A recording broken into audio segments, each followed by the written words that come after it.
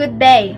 I am Prencelly, a TVL Computer System Servicing student of Alaminos City National High School.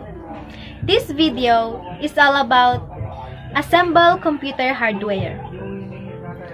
I'm gonna show and explain how to assemble a system unit. To assemble a system unit, there are some basic tools to prepare. These are set of screwdrivers, set of pliers, anti-static wrist strap, CPU thermal compound, and a stable working table. But before starting to assemble computer hardware, there are some safety precautions to follow. Make sure to unplug the wall socket power cord before touching the components. And the most important thing to do is to neutralize our body's static electricity. The easiest way to do this is to hold any metal body for a few seconds.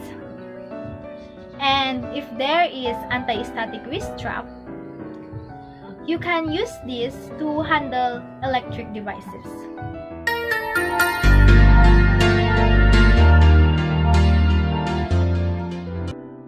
The first step to assemble a system unit is to prepare the system unit chassis, unscrew and remove the side cover of the chassis. Attach the back panel plate on the designated part of the computer casing.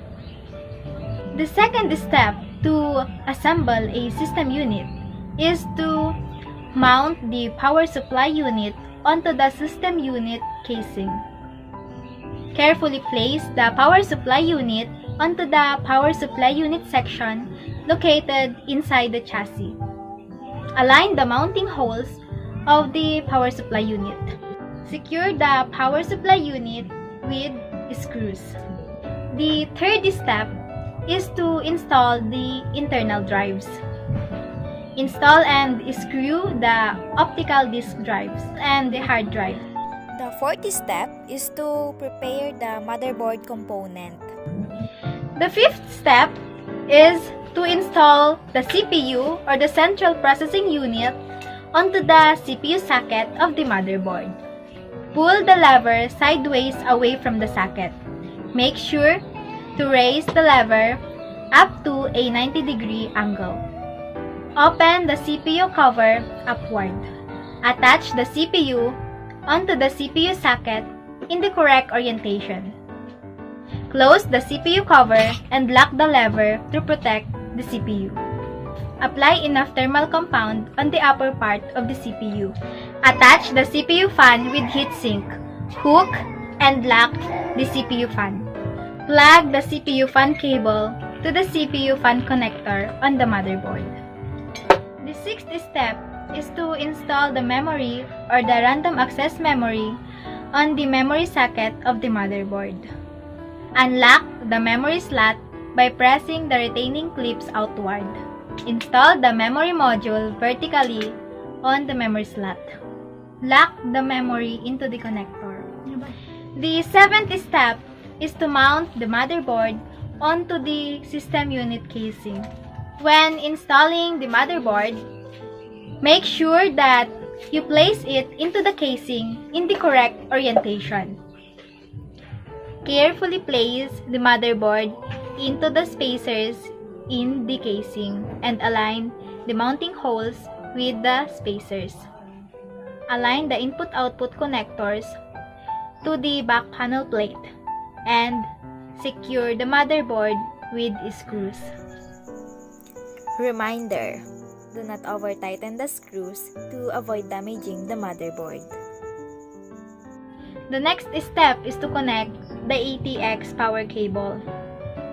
Then the next step is to connect the SATA cable. Plug the SATA data cable into the SATA data connector of the motherboard in the correct orientation. After that is to connect the system panel. And the last step is to install the graphics card or the expansion card. Unscrew and remove the back plate cover of the expansion card in the casing. Align and carefully insert the graphics card into the graphics card slot. And if it is inserted in a correct orientation, the retaining clip will automatically lock it. And that's all the steps on how to assemble a system unit. Thank you for watching!